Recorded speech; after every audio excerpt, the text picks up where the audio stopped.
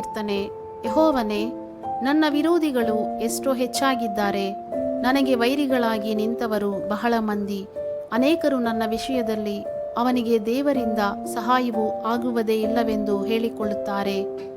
ಆದರೂ ಯೆಹೋವನೇ, ನೀನು ನನ್ನನ್ನು ಕಾಯುವ ಗುರಾಣಿ, ನೀನು ನನ್ನ ಗೌರವಕ್ಕೆ ಆಧಾರನು, ನನ್ನ ತಲೆಯನ್ನು ಎತ್ತುವಂತೆ ಮಾಡುವವನು ಆಗಿದ್ದಿ.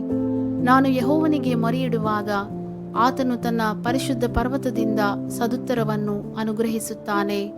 ಯೆಹೋವನು ನನ್ನನ್ನು ಕಾಪಾಡುವವನಾದ್ದರಿಂದ ನಾನು ಮಲಗಿಕೊಂಡು ನಿದ್ದೆ ಮಾಡಿ ಸುಖವಾಗಿ ಎಚ್ಚರಗೊಂಡೆನು.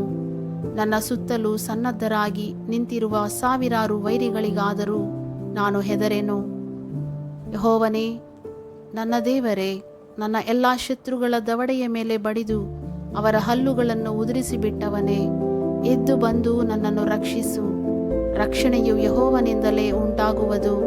ಯೆಹೋವನೇ, ನಿನ್ನ ಆಶೀರ್ವಾದವು ನಿನ್ನ ಪ್ರಜೆಯ ಮೇಲೆ ಇರಲಿ.